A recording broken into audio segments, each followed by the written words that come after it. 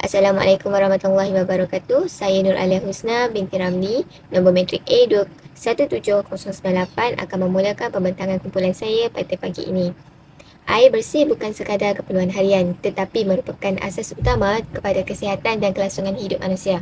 Kita menggunakan air hampir dalam semua aktiviti seharian seperti minum, memasak, mandi, mencuci dan sanitasi. Oleh sebab itu, apabila kualiti air terjejas, risiko penyakit bawaan air seperti ciri pirit, kolera, tifoid dan hepatitis A juga akan meningkat. Dalam jangka masa panjang pula, pencemaran air boleh menyebabkan masalah kesihatan yang lebih serius seperti kanser dan gangguan saraf. Di peringkat global, jurang akses kepada air minuman selamat masih sangat ketara. Negara maju mempunyai hampir 90% akses kepada air bersih, manakala negara membangun masih kurang daripada 30%. Kesan isu WASH iaitu berkaitan air, sanitasi dan kebersihan turut menunjukkan perbezaan besar antara wilayah. Kadar kematian berkaitan WASH di Afrika dianggarkan sekitar 47%, Asia Tenggara sekitar 30%, manakala Eropah hanya sekitar 4%. Di Malaysia pula, walaupun sistem bekalan air kita lebih tersusun, isu pencemaran sungai, paip usang dan penggunaan air yang sangat tinggi masih menjadi cabaran.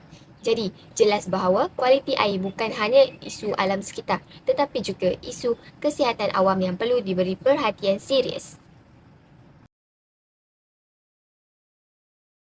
Selamat sejahtera. Nama saya Rada Ana Perempuan Morgan, nombor matrik A211184. Hari ini saya akan menerangkan tentang faktor fizikal yang mempengaruhi kualiti air minuman dan risiko kesihatan. Faktor fizikal merujuk kepada pencemaran yang berlaku akibat perubahan pada keadaan air atau kehadiran bahan berbahaya dalam sumber air. Faktor-faktor ini boleh menjejaskan kebersihan, keselamatan dan kualiti air yang digunakan oleh manusia setiap hari. Antara faktor fizikal utama ialah logam berat, effluent industri, hakisan tanah dan mikroplastik. Pertama ialah logam berat seperti plumber, merkuri dan arsenik. Bahan-bahan ini biasanya berasal daripada aktiviti perindustrian, perlombongan dan pembuangan sisa toksik yang tidak terkawal. Logam berat sangat berbahaya kerana ia tidak mudah terurai dan boleh terkumpul dalam tubuh manusia melalui penggunaan air tercemar secara berterusan. Sebagai contoh, plumber boleh menjejaskan perkembangan otak kanak-kanak dan menyebabkan masalah pembelajaran, manakala merkuri boleh merosakkan sistem saraf serta fungsi buah pinggang. Selain itu, arsenik juga dikaitkan dengan risiko kanser kulit dan penyakit kronik lain. Seterusnya ialah effluent industry. Effluent merujuk kepada sisa cecair yang dilepaskan daripada kilang atau kawasan industri ke dalam sungai dan sumber air. Jika sisa ini tidak dirawat dengan sempurna, bahan kimia berbahaya akan mencemarkan air dan menjejaskan hidupan akuatik. Air yang tercemar juga boleh berubah warna, berbau dan tidak selamat diminum. Sebagai contoh, pencemaran bahan kimia boleh menyebabkan kematian ikan dan mengganggu ekosistem sungai. Dalam jangka panjang, manusia yang menggunakan air tercemar boleh mengalami masalah kesihatan seperti keracunan dan gangguan organ dalaman. Faktor fizikal yang ketiga ialah hakisan tanah. Hakisan berlaku apabila tanah dihanyut oleh hujan atau aliran air ke dalam sungai dan empangan. Keadaan ini menyebabkan air menjadi keruh akibat peningkatan sedimen dalam air. Air yang terlalu keruh menyukarkan proses rawatan air dan meningkatkan kos pembersihan air. Selain itu, sedimen yang berlebihan boleh menggunakan kapasiti sungai dan empangan serta meningkatkan risiko banjir. Hakisan tanah sering berlaku apabila aktiviti penebangan hutan, pembangunan yang tidak terkawal dan aktiviti pertanian tanpa langkah pemuliharaan tanah. Selain itu, mikroplastik juga menjadi isu global yang semakin membimbangkan. Mikroplastik ialah zarah plastik yang sangat kecil hasil daripada penguraian bahan plastik seperti botol, beg plastik dan pembungkusan makanan. Zarah ini boleh memasuki sungai, laut dan sumber air minuman. Walaupun saiznya kecil, mikroplastik sukar disingkarkan sepenuhnya melalui proses rawatan air biasa. Kajian menunjukkan bahawa mikroplastik boleh memasuki tubuh manusia melalui air minuman dan makanan laut. Hal ini boleh memberi kesan negatif terhadap kesihatan manusia, termasuk gangguan hormon dan sistem badan dalam jangka panjang.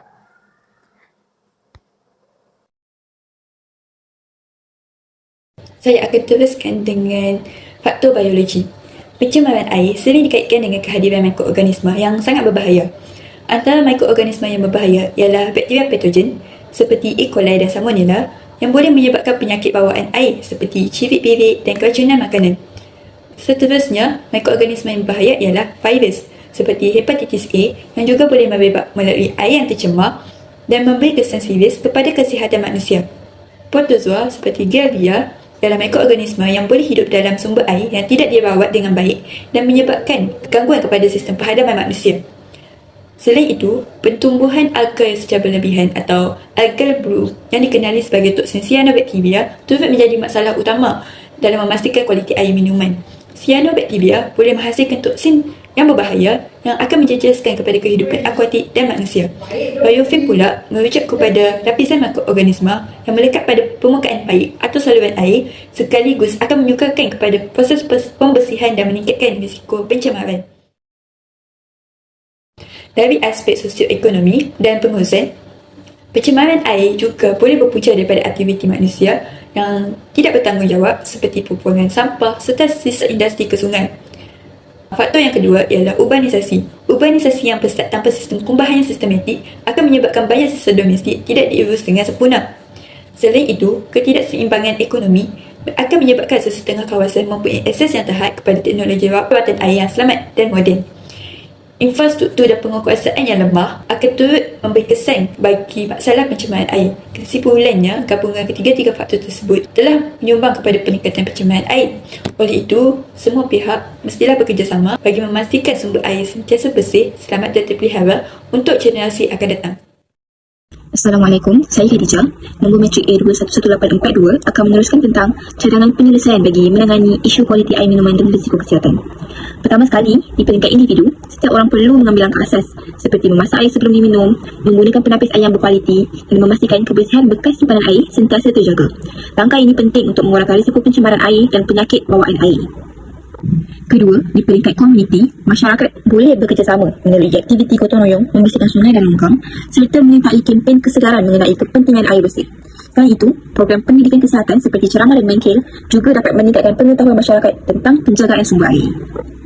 Ketiga, kerajaan dan pihak berkuasa memainkan peranan utama melalui pemantauan berkala terhadap kualiti air, penambahbaikan infrastruktur bekalan air serta penguatkuasaan undang-undang yang lebih tegas terhadap pencemaran air. Cadangan penggubalan akta air minuman juga boleh membantu memastikan keselamatan pengguna lebih terjamin. Dan akhir sekali, organisasi dan institusi pendidikan perlu mendukung usaha ini. Langkah ini boleh diterapkan dengan menetapkan garis panduan berdasarkan piawaian WHO, melibatkan NGO dalam penyediaan akses air bersih dan melaksanakan program pendidikan secara langsung kepada pelajar. Sebagai penutup kepada pembentangan kami pada hari ini, saya akan merumuskan isu kualiti air minuman yang telah dikupas oleh rakan-rakan saya. Secara keseluruhannya, isu kualiti air minuman adalah satu cabaran kesihatan awam yang amat kritikal sama ada pada peringkat global maupun di Malaysia. Walaupun negara kita secara amnya mampu menyediakan sumber air yang mematuhi piawaian, insiden pencemaran sumber air mentah secara berterusan kekal menjadi ancaman utama. Pencemaran ini sering didorong oleh aktiviti perindustrian, pertanian dan pembuangan sisa domestik. Pencemaran ini membawa risiko yang amat membimbangkan kepada manusia. Pendedahan kepada air minuman yang tercemar oleh bahan kimia seperti logam berat ataupun bahan mikrobiologi seperti bakteria dan virus mendedahkan masyarakat kepada risiko penyakit bawaan air yang serius seperti celik birit, kolera dan tifoid. Penting juga untuk kita fahami bahawa kemerosotan kualiti air ini tidak berpunca daripada satu faktor tunggal. Ia adalah masalah sistematik yang berpunca daripada interaksi kompleks antara faktor fizikal, biologi, sosial, ekonomi dan pengurusan. Keadaan ini turut diperburuk oleh pembangunan pesat, perubahan iklim, ketidakseimbangan sosioekonomi, infrastruktur agihan yang usang dan kelompangan dalam penguasaan polisi. Oleh yang demikian, penyelesaian kepada isu ini memerlukan pendekatan yang holistik, bersepadu dan berterusan. Tanggungjawab ini tidak boleh diletakkan di bahu satu pihak sahaja. Di peringkat individu, pengguna harus mengamalkan langkah pencegahan asas seperti mendirikan air dan menggunakan sistem penapisan berkualiti di rumah. Di peringkat komuniti pula, masyarakat perlu bertindak sebagai barisan hadapan dalam menjaga kebersihan air melalui kempen kesedaran dan program gotong royong pembersihan sungai. Di peringkat kerajaan wajib memperkukuh pemantauan kualiti air, menaik taraf infrastruktur dan memperketatkan undang-undang seperti melalui penggubalan akta kualiti air minuman. Di peringkat pendidikan pula, institusi pendidikan tinggi juga mampu menyumbang menerusi servis learning yang membawa pelajar turun ke lapangan komuniti. Tuntasnya, jaminan untuk mendapatkan akses air minuman yang bersih dan selamat adalah asas terpenting untuk memastikan kelestarian kesihatan manusia dan alam sekitar. Gabungan usaha, kesedaran yang tinggi serta kerjasama yang erat antara individu, komuniti, NGO dan pihak berkuasa adalah kunci utama dalam memastikan kualiti air negara kita terus terpelihara untuk generasi masa kini dan masa hadapan.